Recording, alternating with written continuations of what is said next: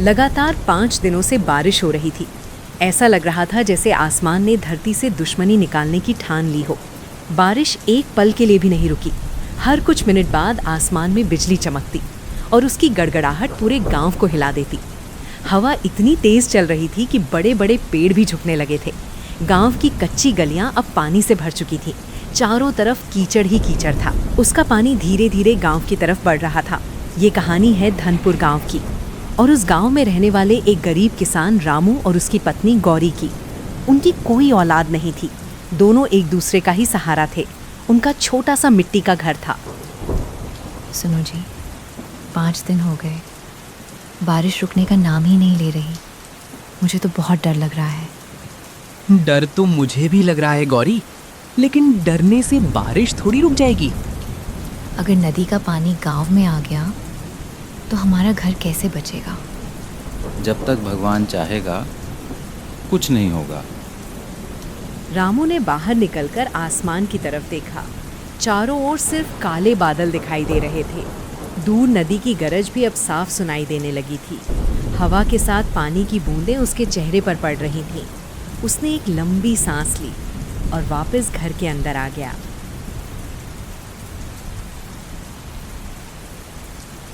तुम खेत देखने गए थे ना, कैसा है?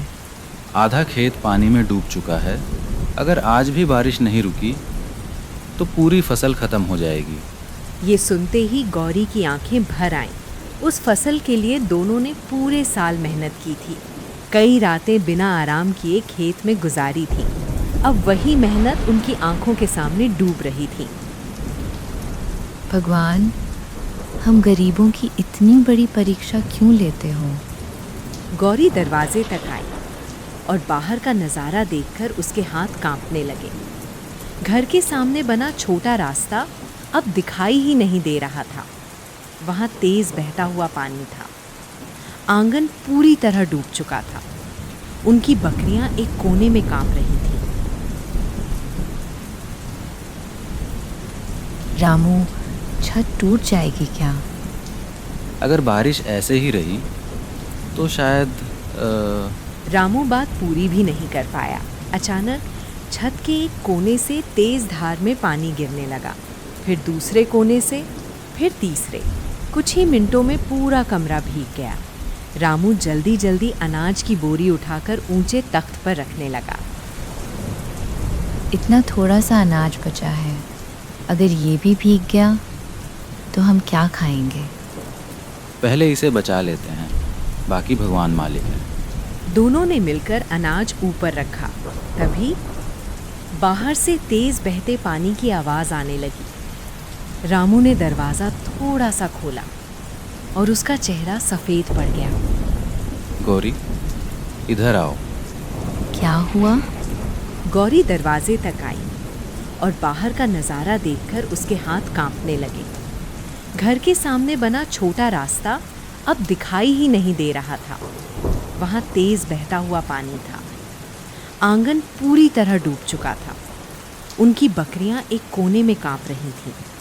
हे भगवान, ये तो बाढ़ का पानी है। हाँ, नदी गांव में घुस चुकी है। बारिश अब भी लगातार हो रही थी। पानी हर मिनट ऊपर चढ़ रहा था। रामू समझ गया, अब घर के अंदर रुकना मौत को बुलाने जैसा होगा। उसने जल्दी से एक पुरानी रस्सी उठाई। रस्सी क्यों ले रहे हो? अगर बहाव तेज हुआ तो हम दोनों एक दूसरे से बंधे रहेंगे। अगर मैं गिरूं तो तुम मुझे पकड़ लेना। अगर तुम फिसलो तो मैं तुम्हें कभी नहीं छोड़ूंगा।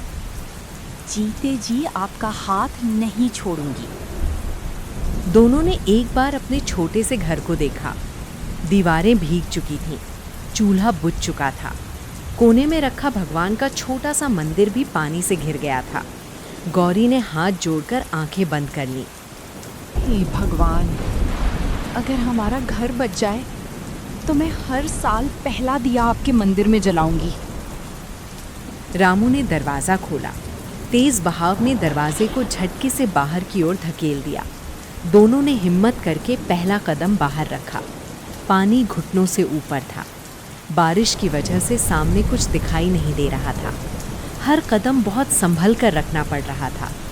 अचानक रामू को अपने पैरों के नीचे की ज़मीन खिसकती हुई महसूस हुई। वो लड़खड़ाया, लेकिन रस्सी की वजह से संभल गया। दोनों धीरे धीरे आगे बढ़ते रहे। तभी दूर नदी की तरफ से ऐसी भयानक आवाज़ आई जैसे कोई पहाड़ टूटकर गिर गया हो। रामू ने ध्यान से देखा और उसके चेहरे का रंग उड़ गया। नदी का विशाल पानी एक ऊंची दीवार की तरह सीधे उनकी तरफ बढ़ रहा। गौरी, भागो, बांध टूट गया है। और अगले ही पल उफनती हुई लहर ने पूरे गांव को अपनी चपेट में लेना शुरू कर दिया। गौरी, भागो, बांध टूट गया है। रामू की आवाज़ बारिश की गड़गड़ाहट में भी साफ सुनाई दे रही थी, लेकिन भागने का अब कोई रास्ता नहीं बचा था। कुछ ही सेकंड बाद नदी का उफनता हुआ पानी एक विशाल दीवार की तरह उनकी तरफ आ गया। एक ही पल में दोनों तेज बहाव में बहने लगे। रामू ने पूरी ताकत से गौरी का हाथ पकड़ रखा था। पानी का बहाव इतना तेज था कि दोनों कई बार पूरी तरह पानी के अंदर चले जाते, फिर किसी तरह ऊपर आते। रामू, मुझे बचा लो, मेरा हाथ मत छोड़ना। मैं मर जाऊंगा, लेकिन तेरा हाथ कभी नहीं छोड़ूंगा। उसी समय एक बड़ा पेड़ पानी के साथ बहता हुआ उनकी तरफ आया। रामू ने पूरी ताकत लगाकर उसकी मोटी डाल पकड़ ली। तेज बहाव उन्हें खींच रहा था, लेकिन उसने पकड़ नहीं छोड़ी। कुछ मिनटों तक दोनों उसी डाल से लटके रहे। उनकी सांसें तेज चल रही थी। बारिश अब भी लगातार बरस रही थी। अब क्या होगा? हम यहाँ कब तक रहेंगे? जब तक पानी कम नहीं होता, हमें हिम्मत रखनी होगी।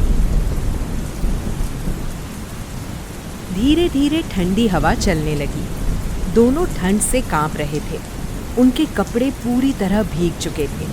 हाथ सुन्न होने लगे थे, लेकिन उन्होंने एक दूसरे का हाथ नहीं छोड़ा। समय जैसे रुक गया था। अगर आज हम बच गए तो मुझे किसी बड़े घर की चाह नहीं रहेगी। बस एक छोटा सा घर और तुम्हारा साथ चाहिए। और मुझे तेरी मुस्कान चाहिए, बाकी सब फिर से कमा लेंगे। कई घंटे बीत गए। सुबह होने लगी। बारिश पहले जैसी तेज नहीं थी, लेकिन चारों तरफ सिर्फ पानी ही पानी दिखाई दे रहा था। तभी रामू ने दूर एक टूटी हुई नाव बहती हुई देखी। गौरी, अगर वो नाव हमारी तरफ आ गई तो शायद हम बच जाएं। रामू ने एक टूटी हुई डाल उठाई और पूरी ताकत से नाव को अपनी तरफ खींचने लगा।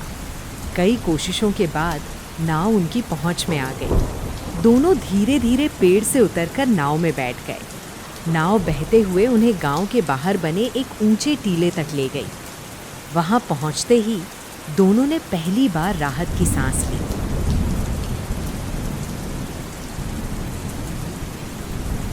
भगवान, हम बच गए। दोनों ने पीछे मुड़कर अपने गांव की तरफ देखा। उनका मिट्टी का घर अब दिखाई नहीं दे रहा था। जहां कभी उनका आंगन था, वहां सिर्फ पानी था। उनकी सारी मेहनत, उनका सामान, उनका खेत सब बाढ़ में बह चुका था। गौरी की आंखों से आंसू बहने लगे। रामू, हमारे पास अब कुछ भी नहीं बचा। ऐसा मत कहो, हमारे पास सबसे कीमती चीज अब भी है। क्या? हम दोनों जब तक हम साथ हैं, फिर से घर भी बना लेंगे, खेत भी जोत लेंगे, जिंदगी भी फिर से शुरू कर लेंगे। रामू की बात सुनकर गौरी मुस्कुराने लगी। उसे पहली बार एहसास हुआ कि असली दौलत मिट्टी का घर नहीं, अपनों का साथ होता है।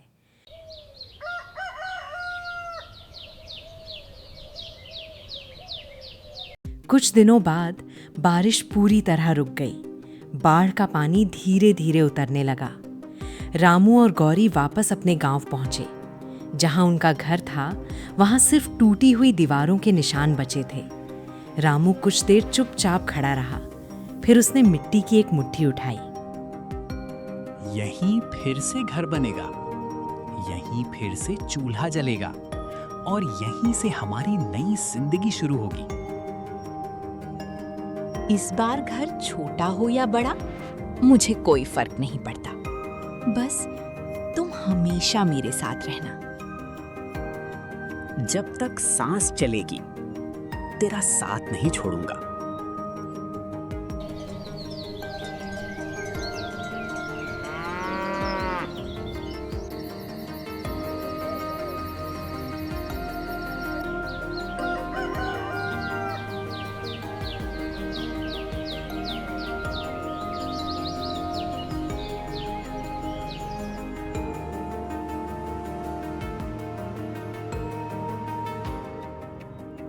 दोनों ने मिलकर फिर से अपनी टूटी हुई जिंदगी को जोड़ना शुरू किया। धीरे धीरे उन्होंने नया घर बनाया। लो गौरी, अपना नया घर फिर से बन के तैयार हो गया। अब हम दोनों नई जिंदगी से शुरुआत करेंगे। अब कैसी भी बारिश आए हमारा घर सुरक्षित रहेगा। हाँ जी, देख रही हूँ पहले से अच्छा बना है घर। अगर एक दूसरे का साथ हो तो कुछ भी मुमकिन नहीं। अब हमें कोई दिक्कत नहीं होगा। अब चलो जरा खेत भी देखाएं, फसल कैसा हुआ है।